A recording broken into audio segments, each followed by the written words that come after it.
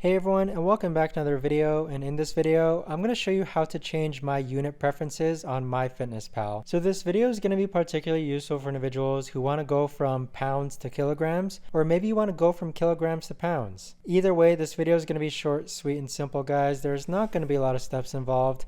But what we're first going to do is that we're going to log on to your MyFitnessPal account, and then on the bottom right hand side you want to click on more, and then next you want to click on settings. So scroll down to where it says settings, and then next you want to go ahead and click on profile. In this section here you want to click on units. So here is where you can change your unit preferences from pounds to kilograms to stone. So you can see that there are all different types of unit preferences. If you want to have one in centimeters and then the other ones in pounds, you can most certainly do that. But that right there, guys, is the best and easiest way that I know of to actually go ahead and change your unit preferences on MyFitnessPal. If you guys know of a better or easier way to actually do this, let me know in the comments down below. I would love to know. Thanks so much for watching, everyone, and I'll see you guys all in the next video.